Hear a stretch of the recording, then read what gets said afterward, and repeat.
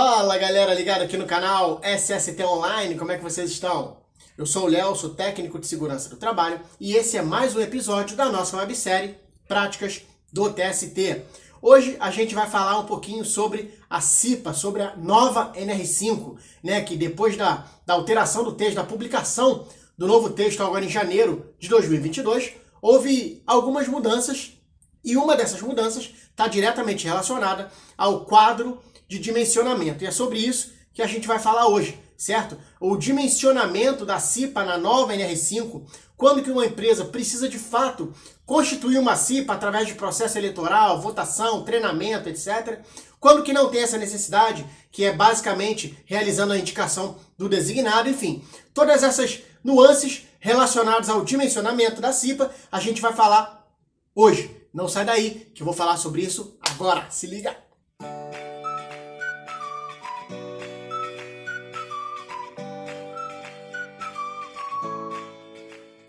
Bom, antes de mais nada, vamos começar pelo óbvio, né? Eu tive um professor no curso técnico que falava, o óbvio precisa ser dito. Então vamos começar pelo básico da CIPA. Quando que a gente precisa ter a CIPA? Quais empresas precisam formar a sua CIPA? Seja através da comissão, seja através da indicação do designado. A NR5 diz o seguinte, que toda empresa que contrate empregados regidos pela CLT, ou seja, a empresa que tem um funcionário de carteira assinada já está elegível a formar e manter a sua CIPA. E como eu falei o termo designado, como eu usei o termo designado, né, a gente usa muito esse termo designado de CIPA, vamos matar logo esse assunto do designado para a gente seguir falando sobre o dimensionamento quando deve haver o processo eleitoral, tá? Designado de CIPA vai ser um indicado pela empresa quando essa empresa não atingir a exigência do quadro 1 da NR5. O quadro 1 é o quadro de dimensionamento. Então, quando a empresa não tiver a necessidade, a exigência, de acordo com o quadro 1, de acordo com o grau de risco e quantidade de trabalhadores, não tiver a exigência de formar a sua comissão através de processo eleitoral, votação, treinamento, essa empresa vai indicar um trabalhador para cumprir os papéis da CIPA e colaborar com a manutenção ou desenvolvimento da segurança e da saúde no trabalho. Ele vai ser a CIPA, na verdade, de uma pessoa só, né? Obviamente com a contribuição de outros colegas, caso haja, mas o designado de CIPA, ele cumpre a NR5 sem ser uma comissão, né? É um trabalhador indicado pela empresa para fazer o papel de CIPA. Sem mais delongas, vamos falar sobre o dimensionamento da CIPA quando a empresa precisar de fato formar uma comissão. A NR5 anterior a essa, publicada agora em janeiro de 22, a NR5 anterior, o quadro 1, que é o quadro de dimensionamento, ele tinha uma coluna que dava uma dificultada no processo, né? Que era aquela coluna com os grupos C1, C2, C3A, C3 e tal.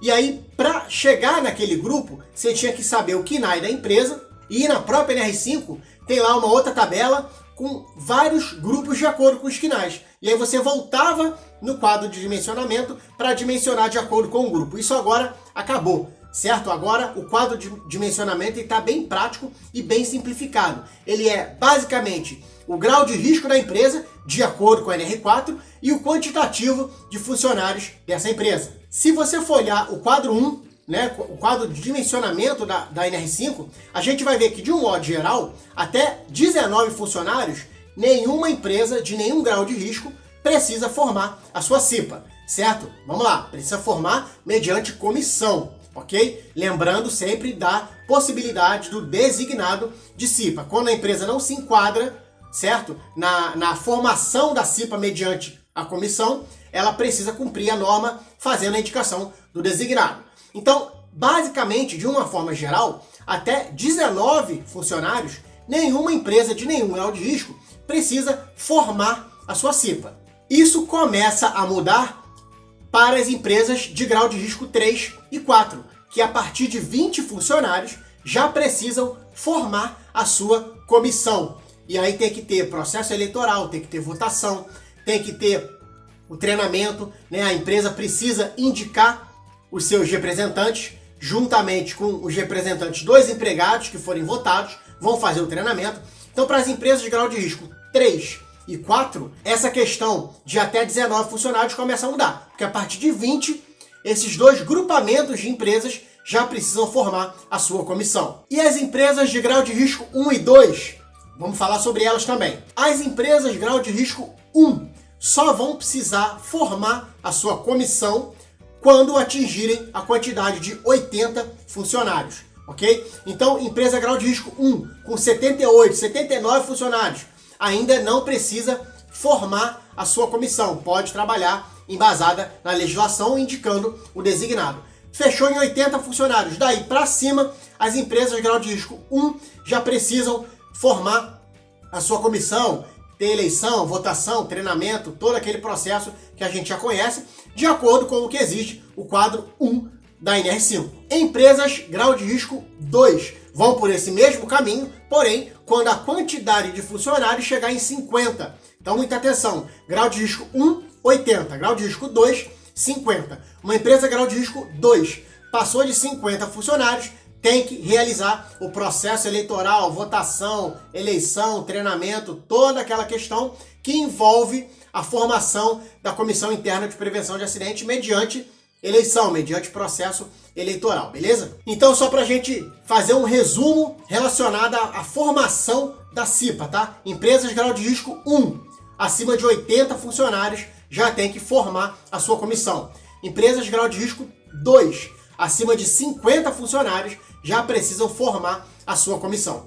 Empresas grau de risco 3 e grau de risco 4, passando de 20 funcionários, já tem que formar a sua comissão interna de prevenção de acidentes, a sua CIPA, mediante processo eleitoral, votação, eleição, tudo aquilo de acordo com a NR5. Ficou moleza, né? De acordo com a nova NR5, essa simplificada ali no quadro 1 de dimensionamento, ficou mais fácil de dimensionar uma comissão interna de prevenção de acidentes. Mas, mesmo assim, se você tiver alguma dúvida com relação ao dimensionamento de CIPA ou com relação à CIPA de um modo geral, deixa nos comentários que a gente se vira nos 30 daqui para tentar te ajudar. E, já tentando ajudar, a gente tem vários outros vídeos aqui no canal SST Online falando sobre CIPA. Dá uma pesquisada, bota lá na lupinha, escreve CIPA, que a gente tem vários vídeos aqui no canal falando sobre CIPA, certo? Se você quiser deixar alguma sugestão de tema, também coloca nos comentários, que a gente vai